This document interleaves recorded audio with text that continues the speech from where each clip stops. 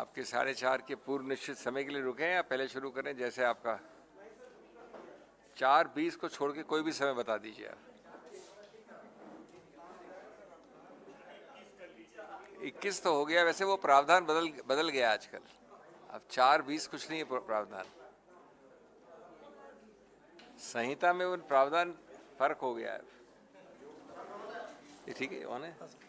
बताइए, करें शुरू?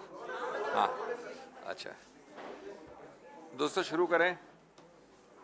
मैं हिंदी में करता हूँ, फिर थोड़ा संक्षेप में इंग्लिश में, फिर उसके बाद प्रश्नोत्तर। दोस्तों, हम आपको कई बार अलग अलग पहलू बताते हैं प्रवर्तन डिपार्टमेंट के बारे में, ईडी के बारे में। कई पहलू आप जानते हैं और उसको मैं एक एक बिंदु में दोहरा दूं। किस प्रकार से ईडी मुख्य रूप से और साथ साथ सीबीआई, आईटी इत्यादि एजेंसीज को एक साझेदारी, एक गठबंधन बना रखा है सरकार ने।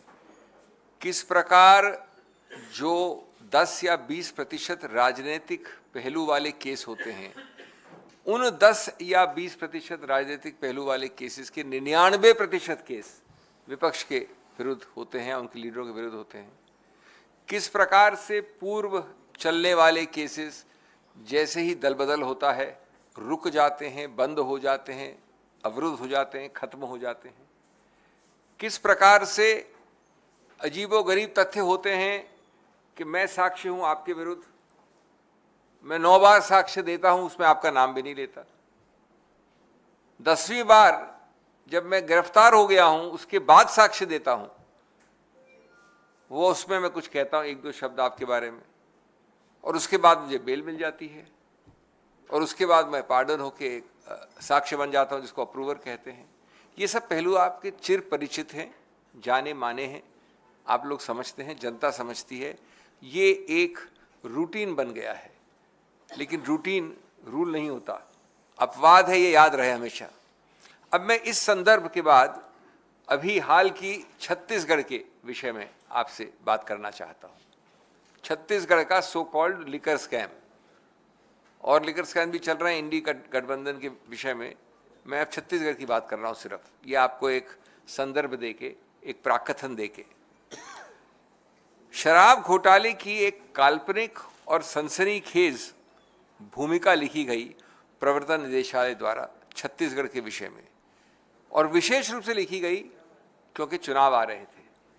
उसकी टाइमिंग थी चुनाव के पहले, उसका गति और दिशा थी चुनाव के पहले, और अब कल परसों उसका खुलासा हुआ है चुनाव के बाद उच्चतम न्यायालय के निर्णय द्वारा, जिसके विषय में मैं आपके सम्मुख बैठा हूं।